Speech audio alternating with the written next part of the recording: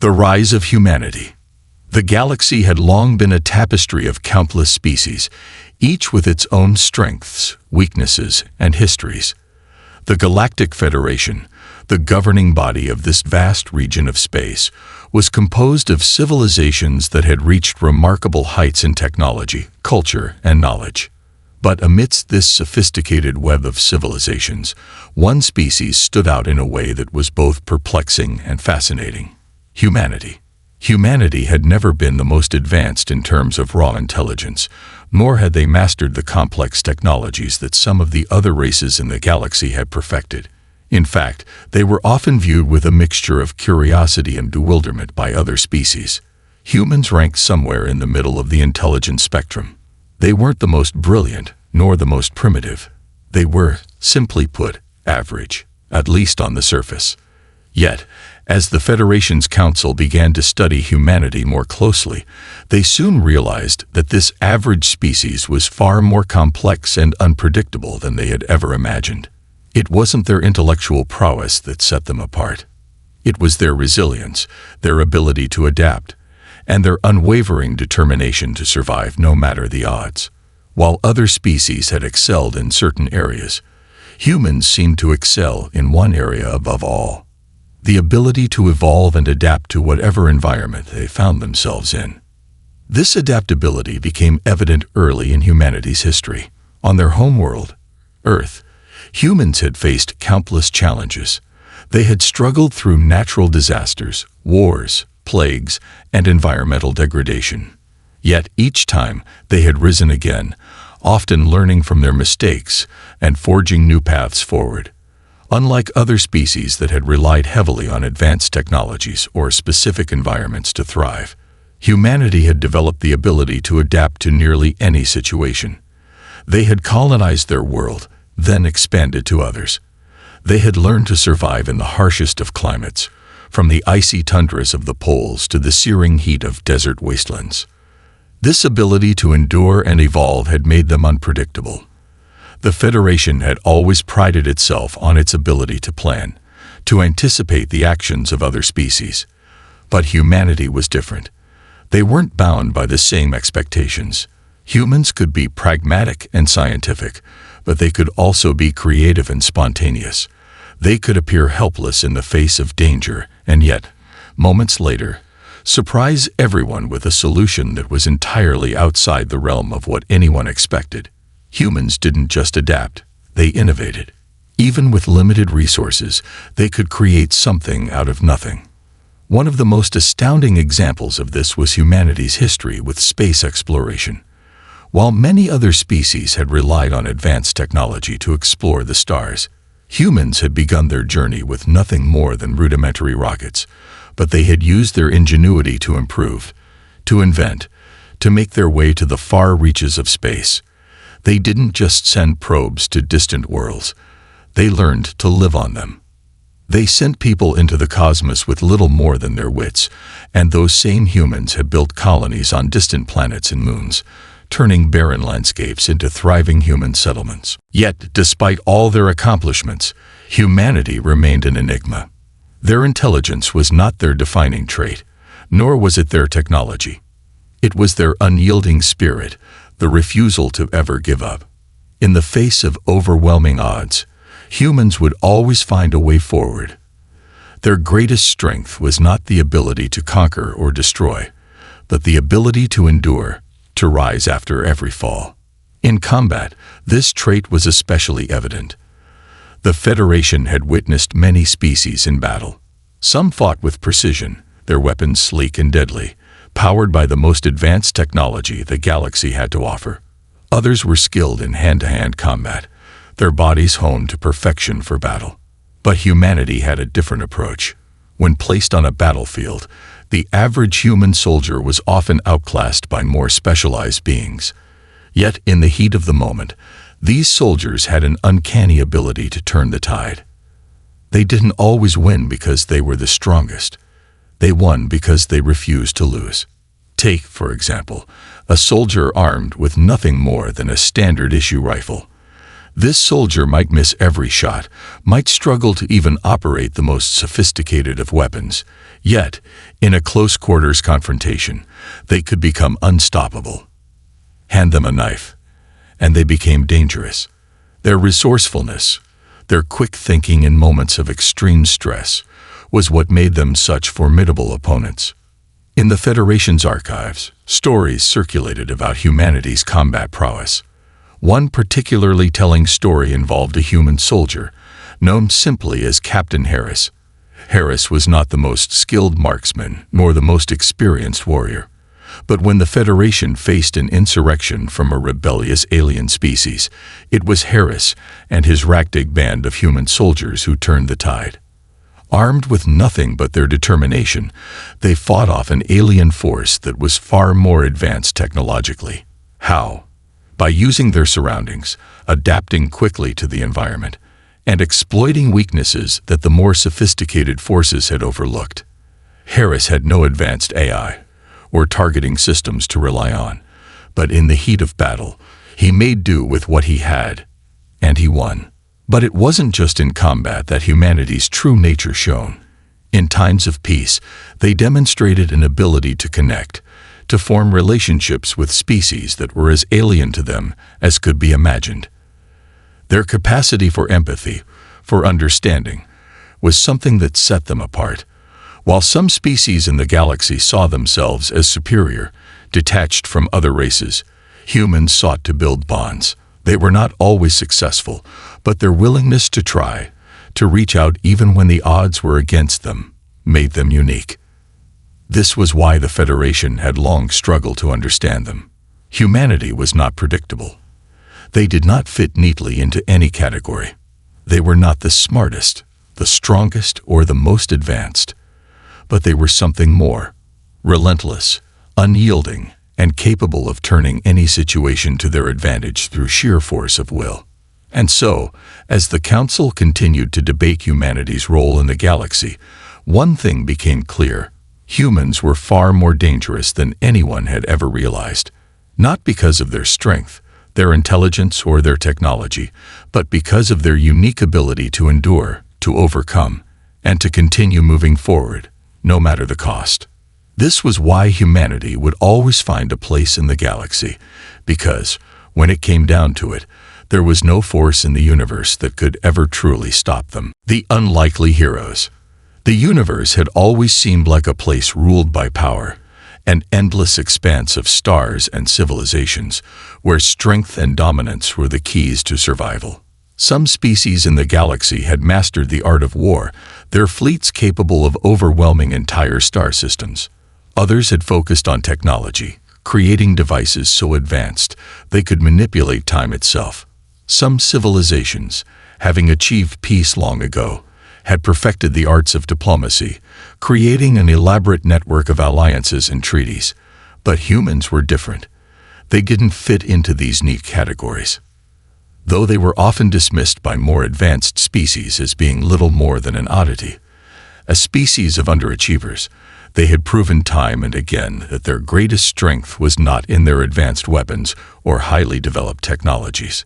No, humanity's true power lay in their incredible adaptability, their unbreakable will, and an unyielding hope that they could accomplish the impossible if they set their minds to it.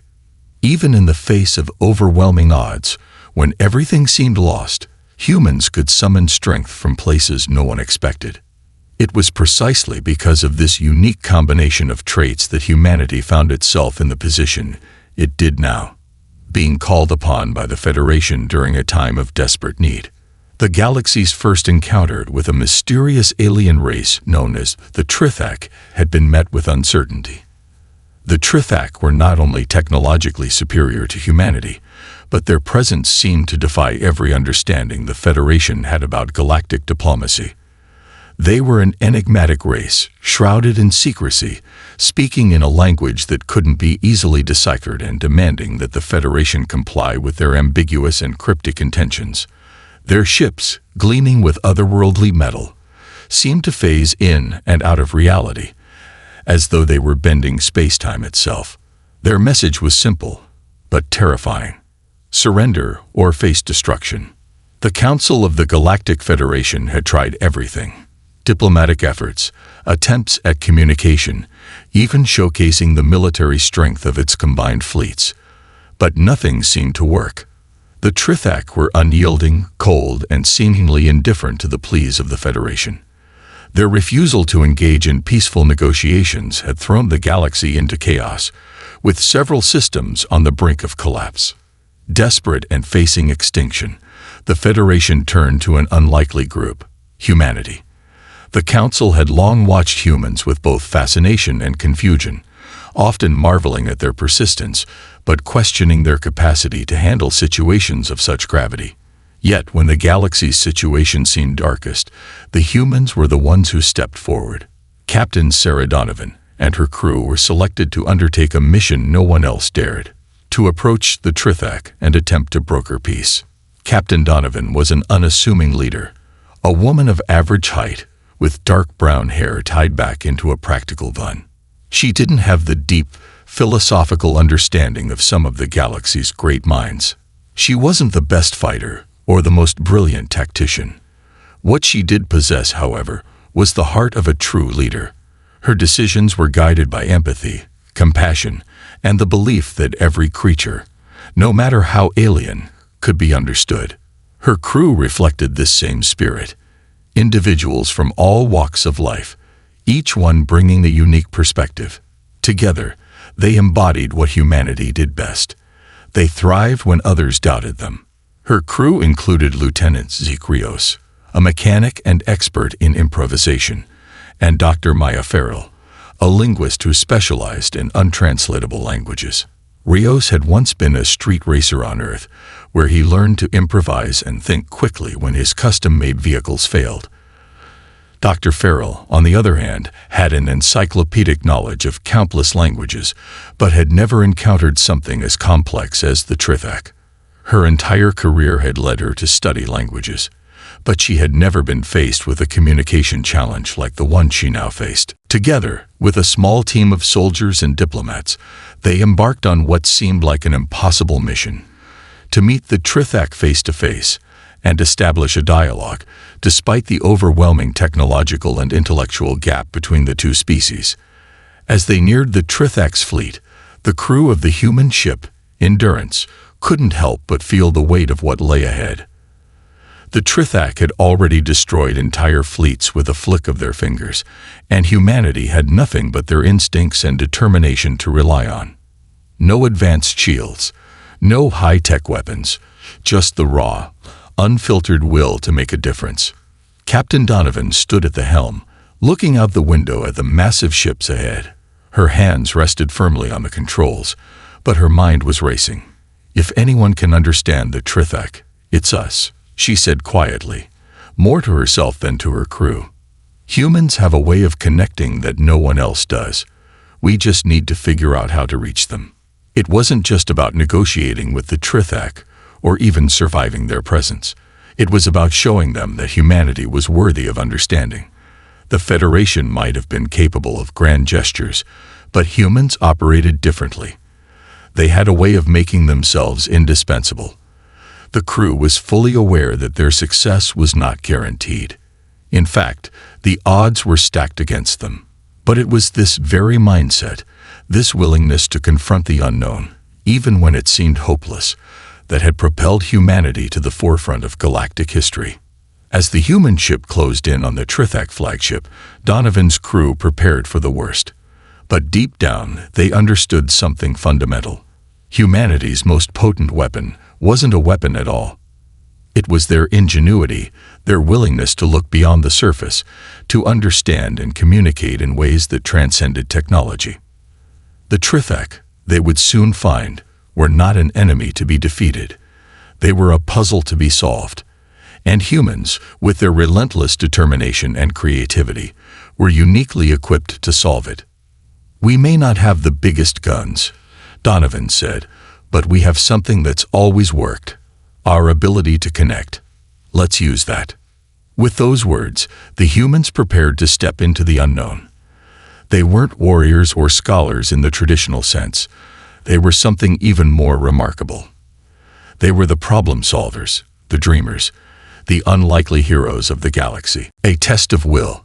The Trithek flagship loomed large in the viewports of the Endurance, its dark, swirling hull exuding an aura of mystery and power. It didn't just occupy space, it commanded it. The alien vessel's size alone was enough to dwarf the human ship, its shimmering surface reflecting the stars with an eerie glow. A perfect example of the Trithek's technological supremacy, and yet, for all their power, humanity was there. Captain Sarah Donovan and her crew were no longer just travelers. They were representatives of the human race, sent to prove that even in the face of overwhelming odds, there was something about humans that was unconquerable.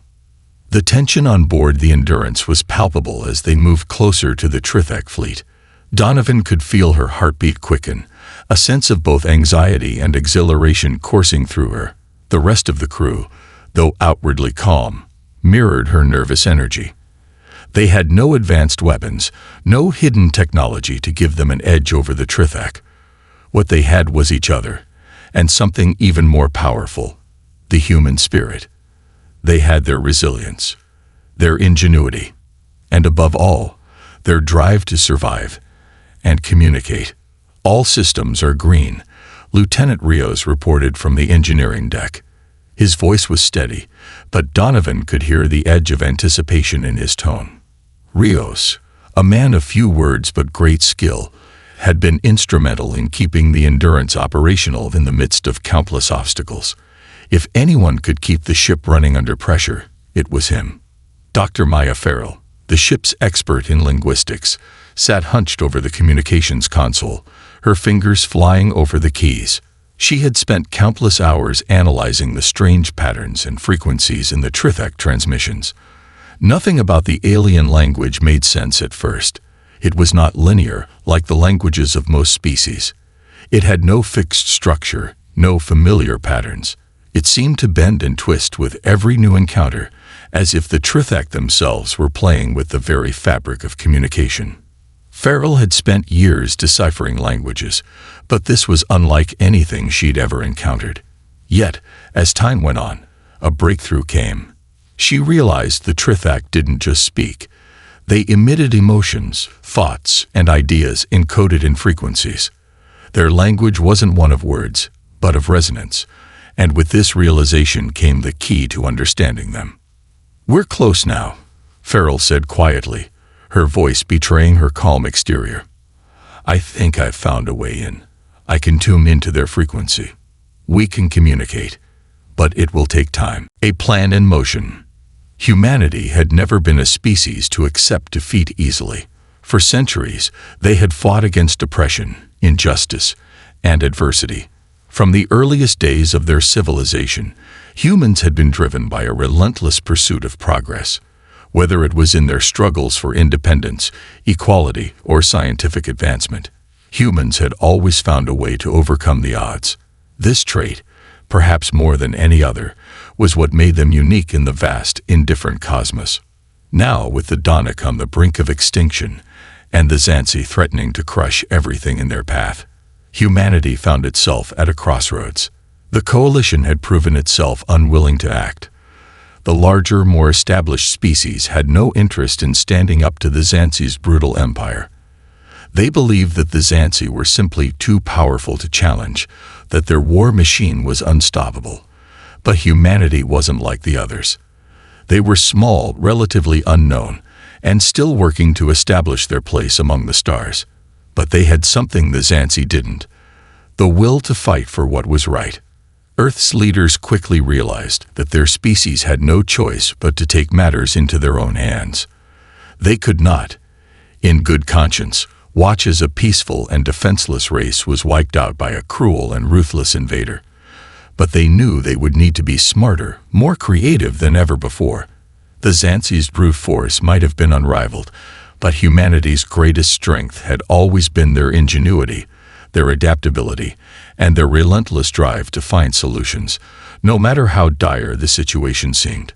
The first step in humanity's grand plan was one of secrecy.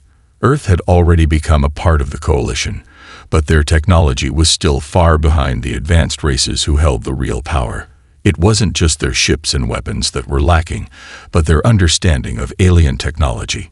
Humanity had barely scratched the surface of space exploration, having made the leap into the stars only a few hundred years prior. But they had learned quickly. Their engineers, scientists, and military strategists worked around the clock, pooling their knowledge and resources to develop technology that could help them survive, and ultimately, turn the tide of the war. Working in secret, humanity began to build a new type of ship, one unlike any the galaxy had seen before. The human military was no match for the Xansi's overwhelming firepower, but they didn't need to go toe-to-toe with the enemy. What they needed was a way to strike at the heart of the Xansi's power without engaging them directly. And so, they turned to asymmetrical warfare. They knew that the key to defeating the Xansi lay not in brute strength, but in cunning and precision. Their new ships, called Phantoms, were designed for speed, stealth, and versatility. Built with cutting-edge cloaking technology, they could slip past Xansi defenses undetected, striking when and where the Xansi least expected it.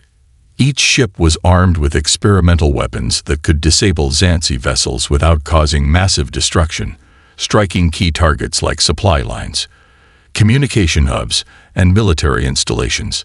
While these ships were being constructed in secret, humanity's political leaders worked tirelessly to rally support from other races within the coalition. They had few allies. Most species were unwilling to challenge the might of the Xansi, but there were those who understood the importance of standing up for the oppressed. The Rex, a species known for their wisdom and diplomatic acumen, had already expressed interest in helping the Donic. They, too, recognized the value of standing against tyranny. The Verex, a technologically advanced race of engineers, had also lent their support, offering their expertise in the design of human weaponry. Slowly, humanity began to build a network of allies who shared their vision of a galaxy where peace and justice prevailed over brute force and oppression. Time. Time was the one luxury they didn't have. Captain Donovan knew that the clock was ticking, that the Trithak were not patient beings, and that every moment spent in silence could mean the end of their mission, or worse, the end of their lives. But she trusted Farrell. She trusted all her crew. If anyone could make this work, it would be them. Donovan turned to face the rest of the crew, gathering them in the small conference room that had served as their mission's command center. They had been given a single chance to make history, and no one could afford to falter. "We don't have advanced weapons," Donovan began, addressing the assembled crew members. "We don't have superior technology, but we do have something they don't. We have adaptability. We have humanity." Her words hung in the air, simple but profound. Humanity was their advantage. The very thing that made them unpredictable, capable of coming up with solutions when others saw only problems. But that same unpredictability also made humans vulnerable. What would the Trithak do when they realized they were dealing with a species that couldn't be understood through conventional means? The room fell silent as the crew absorbed her words. It was a gamble, but it was the only one they had. Donovan continued, her voice steady and resolute. "We're not going to defeat them in battle. We're going to defeat them with understanding. We're going to show them that the human race has something worth saving, and that they don't need to destroy us. We can find common ground." Farrell, who had been working furiously at her console, suddenly turned to Donovan. "Captain, I have something," she said, a mixture of excitement and caution in her voice. "I've found a pattern, something I can transmit back to the Trithak. It's not perfect, but it's the first step." With a swift motion, Donovan signaled her approval. "Do it." Farrell sent the transmission, a burst of harmonic frequencies that reverberated through the Trithak ship. The response was almost immediate. The Endurance's systems whined in protest as the alien frequencies washed over them, creating a low, eerie hum that seemed to penetrate the very hull of the ship. For a long moment, nothing happened. The crew waited, their breaths held, eyes fixed on the displays. Then, without warning, the Trithak flagship's response came. A series of deep, resonant pulses, a language of emotion and intent that was impossible to decipher by mere technical means. It wasn't just a message, it was a challenge. The Trithak were offering a test, not of firepower, but of will. Donovan, knowing this was their moment, turned to her crew with a steady gaze. "This is it," she said. "We have no backup, no escape plan. We either make them understand us, or we don't. But one thing's for sure, we will not give up." The ship shook slightly as the response from the Trithak intensified. The emotions being transmitted were unlike anything the humans had felt before. There was an intensity to it, a raw, unfiltered force that spoke of impatience, curiosity, and an almost primal desire to know. It wasn't aggression, not exactly, but it was the challenge of being faced with something unknown, something unpredictable. Captain Donovan, ever the pragmatist, knew they had to hold steady. This wasn't a time for hesitation or fear. If the Trithak were to take them seriously, they had to meet the challenge head-on, not with force, but with ingenuity. Humans didn't back down. Humans adapted, evolved, and found a way. And that was what they were going to do now. "Farrell, send them the response we've worked on," Donovan commanded, her voice unwavering. "Let them know that we understand. Let them see that we're willing to communicate on their level. Show them that we can connect on a deeper level." Farrell hesitated for only a moment before transmitting the harmonic pattern, this time with a shift in frequency that mirrored the Trithak's own resonance. It wasn't perfect. There were gaps in understanding, places where the human transmission couldn't fully match the alien frequency, but it was enough. The Trithak responded immediately, the ship's core vibrating with the intensity of their message. They weren't just communicating. They were testing, challenging, and that in its own way was a breakthrough. Captain Donovan closed her eyes for a moment, feeling the weight of the moment. "We've taken the first step," she whispered. "Now, let's see where it leads." And so, with no weapons and no clear plan of victory, the humans embarked on a journey that was as much about proving their worth as it was about forging the first meaningful connection between two races on the brink of war. The power of adaptability. The Endurance had entered uncharted space, a region of the galaxy that no one had dared explore for centuries. It was a place where star systems were unstable, and the remnants of ancient battles still drifted in the void. It was here that humanity would face its most critical challenge, making peace with the Trithak, a species whose technology far exceeded their own.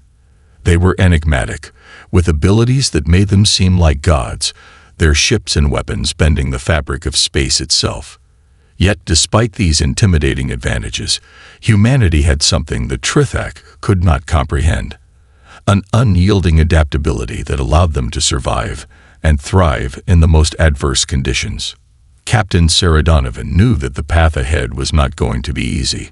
As the crew of the Endurance continued their efforts to communicate with the Trithak, they faced a realization that would change everything. The aliens were not interested in peace through traditional means.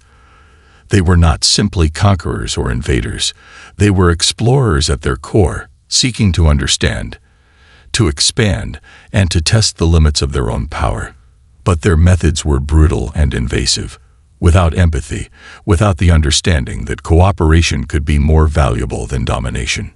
As the communication channels buzzed with strange, dissonant pulses from the Trithak, Donovan realized that peace wouldn't come from just talking or offering solutions. It would come from demonstrating that humanity had something that even the Trithak could not replicate. The Trithak were beings of great intelligence, but they had no capacity for empathy in the way humans did. They understood logic, but they lacked the emotional depth that allowed humans to forge genuine connections. They were technologically advanced, yes, but their inability to adapt in a human way had led them to an impasse. They had learned to command the stars, but they had forgotten how to live within the systems they commanded. This was humanity's advantage. "Captain," Dr. Maya Farrell's voice broke through Donovan's thoughts. "I think I've found a way to communicate with them on a deeper level. The harmonic patterns we've been using are too simplistic. they're blocking them. But if we adjust our approach, if we mirror their method of thinking instead of just speaking in their frequencies, we can make them see us. Donovan nodded, the gravity of Farrell's words sinking in. She had to trust in her crew, their creativity, their resilience, and their ability to think outside the box. "What do you need from us?" Donovan asked. "I need us to take a leap of faith," Farrell replied. "We're going to mirror their emotions, resonate with them, not just in words or patterns, but in feelings. If they can see we are willing to meet them at their level, they might understand. But we can't do it in the same way they communicate. It's not about the message, it's about the delivery." Farrell had always been a calm presence on the ship, but this time, there was something different in her voice. The stakes had never been higher, and for the first time, they weren't just fighting for survival. They were fighting for the future of all humankind. The Endurance's systems hummed as Farrell recalibrated the communication frequencies once again. The crew could feel the tension in the air, a subtle pulse that mirrored the rhythm of their collective heartbeat. Every step they took, every move they made, would be a step toward either peace or oblivion. As Farrell worked, Lieutenant Zeke Rios turned to Captain Donovan. "Captain, if this doesn't work, if the Trithak don't respond, we're left with no choice but to fight. We'll have to trust our instincts and improvise." His words were grounded in realism, but there was a spark in his eyes. Rios, like the rest of the crew, understood that humanity's greatest weapon had never been technology, nor the firepower of their ships. It was their ability to adapt, to take the worst possible scenario and turn it into a victory. "Then we'll adapt," Donovan replied, her voice firm. "We don't give up, Zeke. We fight with what we have. And right now, we have a chance at something more." Farrell's voice suddenly cut through the tension once more. "I've adjusted the frequencies. I'm ready to send the signal now. This will take them to the next step." She hesitated for a moment, her fingers hovering above the controls. "Are we ready?" "We'll never be more ready than we are now," Donovan said. "Do it." With a steady hand, Farrell initiated the transmission. The new frequency was a perfect blend of human emotion and alien resonance, an offering of understanding, of mutual respect, of the willingness to engage. It was no longer just a message. It was an invitation, a challenge in a way. The human race was saying, "We may not be like you, but we are willing to meet you halfway. Will you join us in this dance, or will you try to crush us beneath your heel?" The room was still for a moment. The transmission rippled out into space, reaching the Trithak fleet like a soft echo, building in intensity. For what felt like an eternity, there was no response. The crew sat in suspended animation, holding their breath. And then, like a wave crashing against the shore, the Trithak responded. Their frequencies vibrated at a much higher pitch than before, still alien, still strange. But now, there was a pattern. It was subtle at first, just a ripple, a hint of something beneath the surface. The Trithak were reacting, and this time, they weren't blocking the transmission.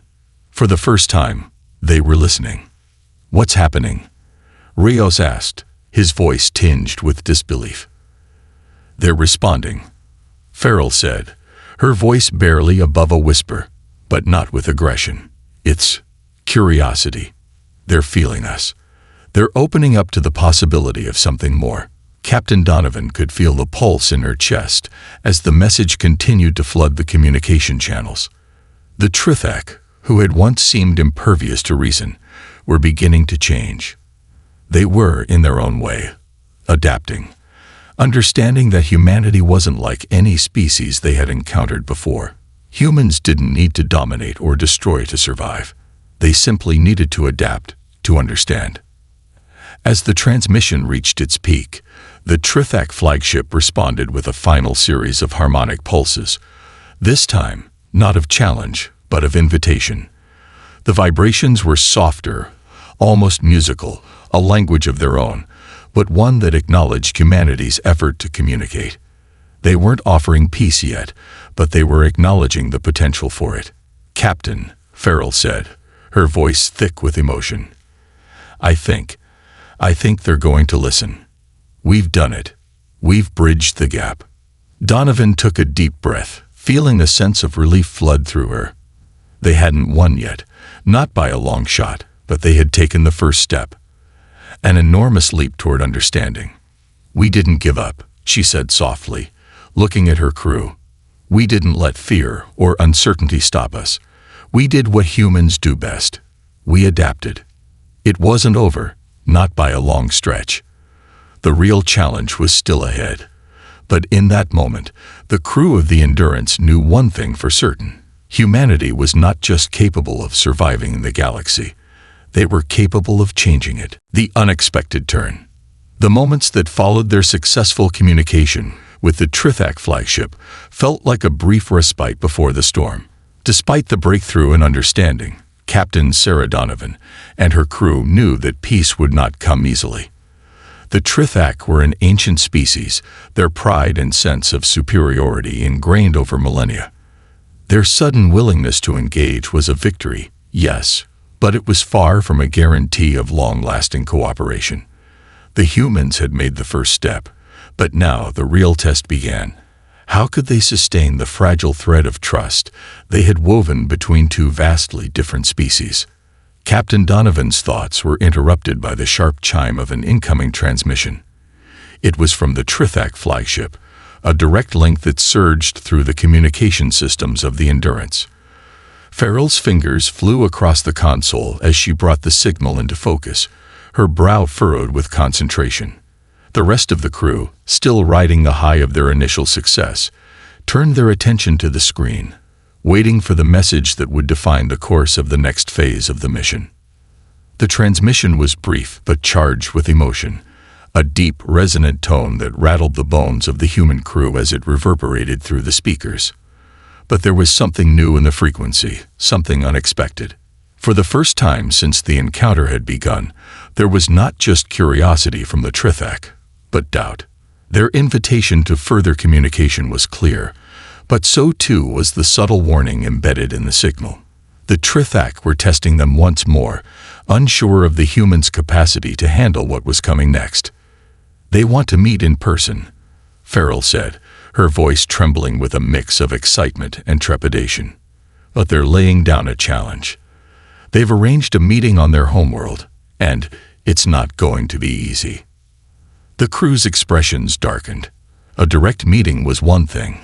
Meeting on the Trithak homeworld, with all the risks that entailed, was something else entirely. The Endurance's crew had never faced a situation like this before. The Trithak, despite their newfound willingness to communicate, were still an unknown quantity. The unknowns of their culture, their planet, and their hidden motives loomed large. Donovan stood up from the command chair, her mind working in overdrive. "Prepare the ship. We'll go. But everyone needs to be aware of the risks involved. The Trithak may be more open to communication now, but they've already shown that they can crush us with a single misstep. We need to go in prepared for anything, with our wits about us." Rios, ever the pragmatist, turned to her, his expression one of wariness, but also determination. "We have no idea what kind of conditions we'll face once we land. We've seen nothing like their technology or infrastructure. If they decide to turn hostile, we'll be outgunned and outclassed." "We won't let them get the chance to turn hostile," Donovan replied, her voice resolute. "We have one advantage, Zeke. They're trying to understand us, just as we're trying to understand them. Our job now is to keep that connection alive, to show them that we're here to cooperate, not to fight." Donovan's words were not just a rallying cry for her crew. They were a mantra. Humanity's greatest strength had always been its ability to learn and adapt.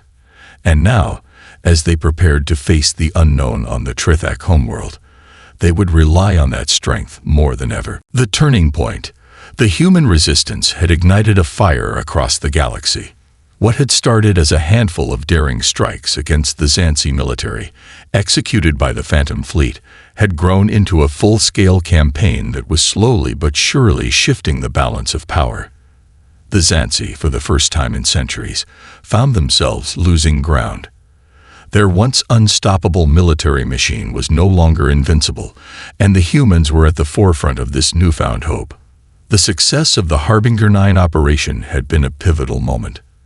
The Xanthi had underestimated the humans, thinking them nothing more than a primitive species in the vast galaxy. But now, humanity had proven that they could strike at the heart of the Xanthi Empire and survive.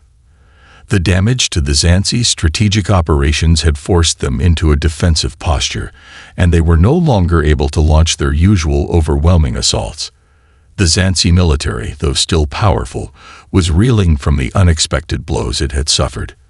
What had been a war of conquest was now a war for survival. In the aftermath of the successful operation, the humans, emboldened by their victory, began to rally more support. The Donic, once a species on the brink of extinction, now saw a glimmer of hope. The humans, through their ingenuity and unrelenting spirit, had shown them that they could fight back. The Donic fleet, once weak and disorganized, began to grow stronger. They were provided with advanced weapons and training by the humans, allowing them to hold their ground against the Xanthi's relentless advances. What had once seemed like an insurmountable obstacle was now a challenge the Donic were willing to face head-on. The Xanthi, however, were not content to simply sit back and let humanity and their allies take control. In response to the human strikes, the Xanthi launched a brutal counteroffensive. They unleashed their full military might upon human colonies and Donic strongholds, seeking to crush the resistance once and for all. The Xanthi, furious at the audacity of these upstart species, had every intention of teaching them a lesson they would never forget. But they had made a grave mistake. They had underestimated humanity's resolve. The humans had anticipated this move. They had already begun to prepare for the Xanthi's retaliation, gathering intelligence and strengthening their defenses. The Xanthi's counteroffensive was aggressive, but it lacked the element of surprise. Humanity had learned to read the Xanthi's movements, predicting their every move with startling accuracy. The humans' adaptability, their ability to think several steps ahead, had become a key factor in the war. They knew that they could not defeat the Xanthi through sheer firepower alone, but they didn't need to. What they needed was strategy, precision, and the determination to never give up. The turning point in the war came when humanity launched a series of coordinated strikes against the Xanthi's most critical assets. The Phantom Fleet, now bolstered by new recruits from allied species, carried out hit-and-run attacks against Xanthi supply depots, military bases, and weapons manufacturing facilities. These were not large-scale battles. Instead, they were surgical strikes, aimed at crippling the Xanthi's ability to wage war. The Xanthi were once again caught off guard. Their forces, stretched thin by the growing human resistance, found themselves unable to respond effectively to these lightning-fast raids. In one of the most daring operations of the war, humanity managed to infiltrate a Xanthi-controlled world, known as Falmar 7, which was home to a massive Xanthi weapons facility. The mission, known as Operation Shadowstrike, was one of the most ambitious human plans yet. The objective was simple: infiltrate the Xanthi's weapons facility and plant explosive devices that would cripple their ability to produce advanced weapons. The operation was dangerous. Falmar 7 was heavily guarded, and the Xanthi knew that any attack on their weapons supply would be disastrous for them. But humanity was willing to take the risk. The decision was made. The Endurance was set on course for the Trithak homeworld. The journey would take several weeks, and the crew knew that each passing moment brought them closer to the heart of the mystery that was the Trithak. Yet there was something even more daunting about the task ahead. The Trithak were not just an alien species. They were a force of nature, their civilization built on a foundation that spanned centuries. If they chose to resist, humanity could be obliterated before they even had a chance to offer their side of the story. As the Endurance sped toward the Trithak homeworld, the tension aboard the ship grew. Every member of the crew had their role, their task. Farrell continued to refine the communication protocols, adjusting the resonance of their messages to ensure they were as harmonious as possible. Rios and his engineering team performed last-minute checks on the ship's systems, ensuring that everything was in top condition for what lay ahead. And Donovan, ever the leader, spent her time in quiet reflection, pondering what was at stake. This was more than just a diplomatic mission. It was humanity's place in the galaxy, its future hanging in the balance.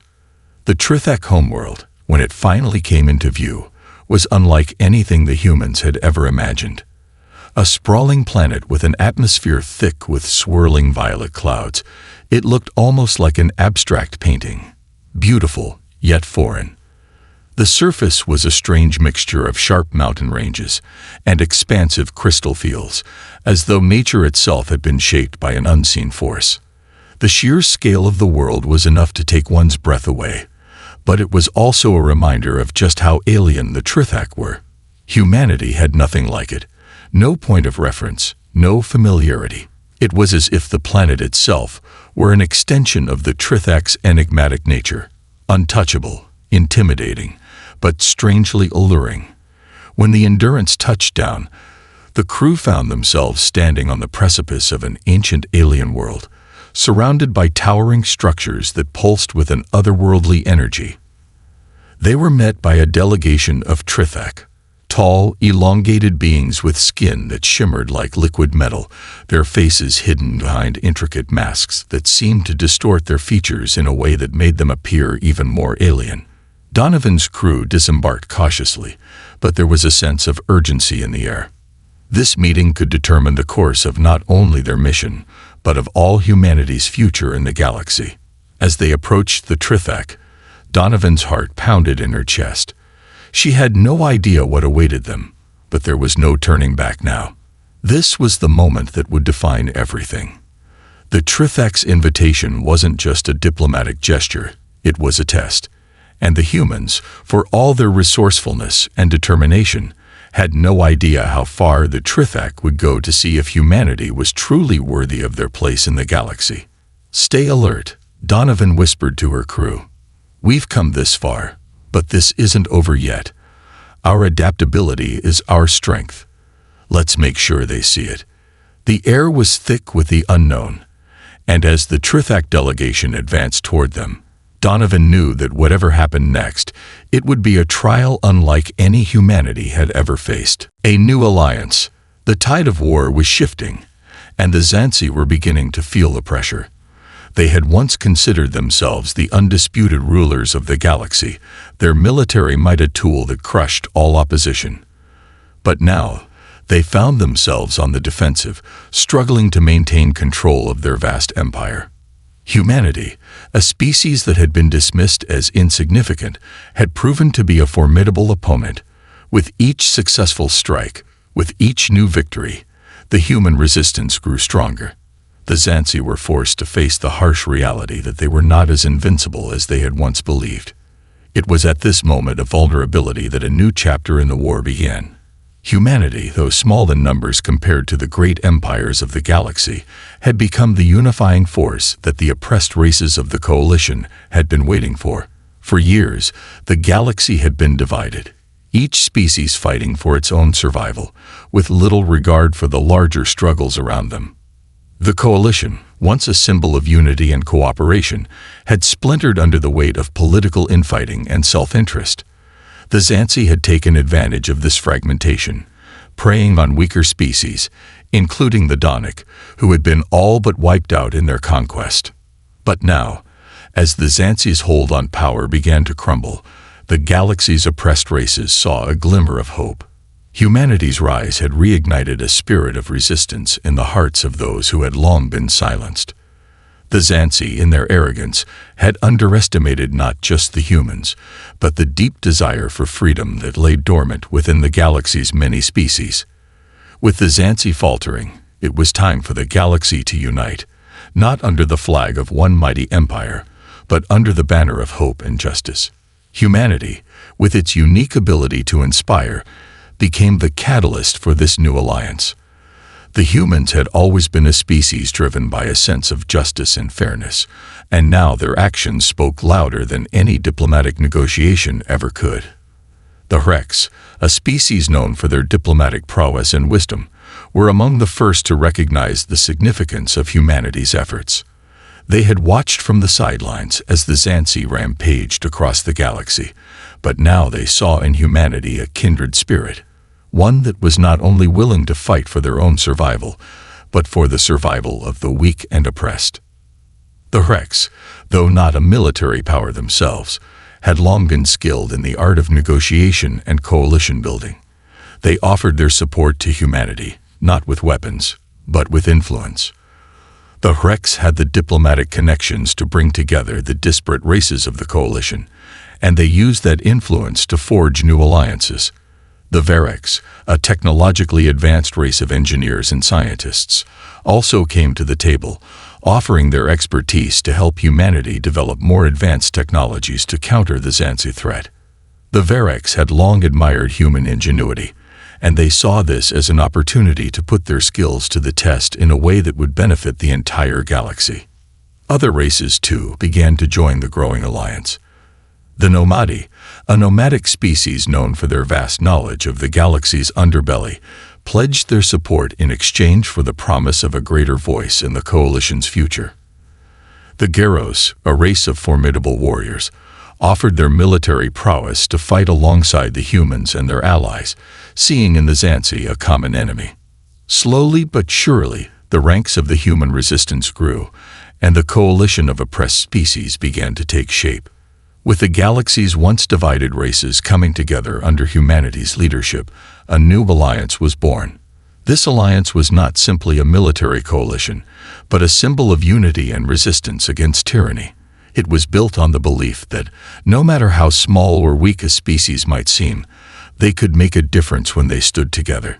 It was a declaration that the Xanthi's reign of terror would not go unchallenged, and that the strength of unity would overcome the brutality of oppression.